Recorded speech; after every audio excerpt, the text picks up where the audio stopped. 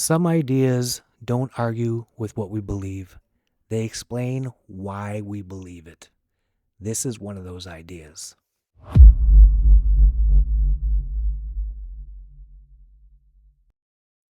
Most Americans think they live in a democracy because they can vote. I used to think that too.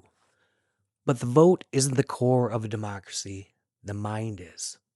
And the American mind hasn't just drifted into its current shape, it's been molded deliberately.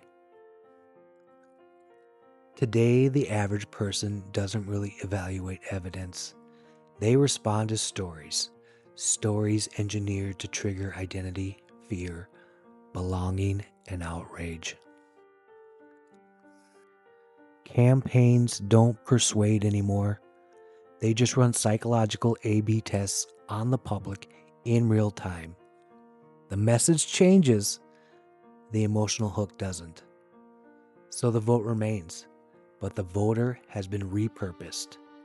Our attention is now the product. A functioning democracy requires people who can do a few very specific things: delay gratification, tolerate complexity, question their own side, think past themselves. That's not ideology. That is just the minimum cognitive requirement. But look at the environment we've built. Public schools reward memorization, not understanding. Social media rewards outrage, not reflection. Advertising rewards impulse, not restraint. So we end up with citizens who feel manipulated but can't name the mechanism trapping them. They know something's wrong, but they don't have the language for it, so they get angry instead. Left, right, it doesn't matter. The emotional shape stays the same. People think they're choosing sides, but every major side quietly protects the same commitments: perpetual economic growth, debt as the engine of society, power projected abroad, distraction projected at home. The disagreements are surface arguments. The consensus is that the machine must not stop. So Americans fight over symbols while power flows quietly overhead, not hidden, just out of focus. And this isn't because people are stupid. That explanation is lazy. It's because the system sorts the population into gradients. Some people are overwhelmed, just trying to survive.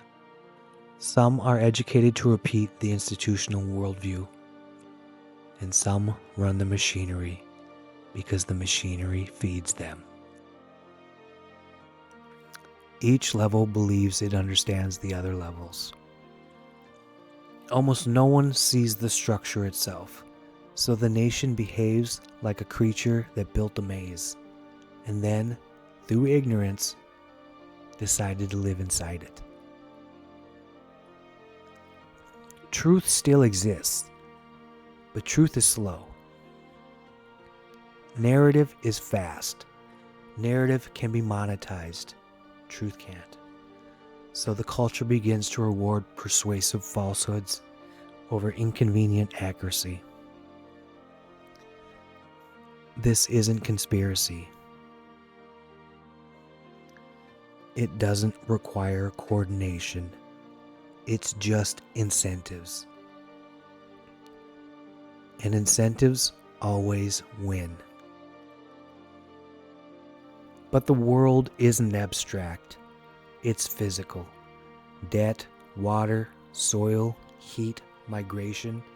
These aren't political debates. They are boundaries.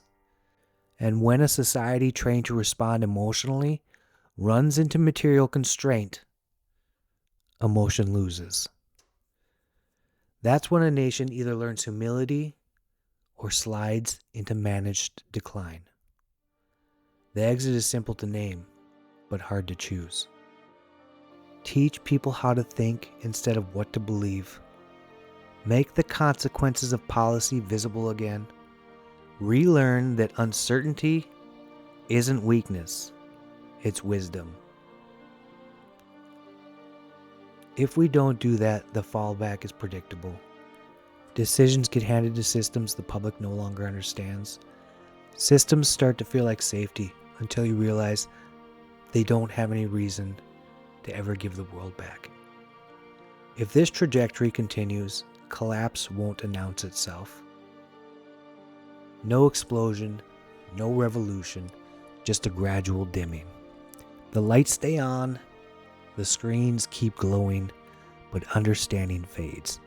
People still talk about freedom, while every meaningful choice they make is quietly shaped for them by systems optimized for stability, not agency.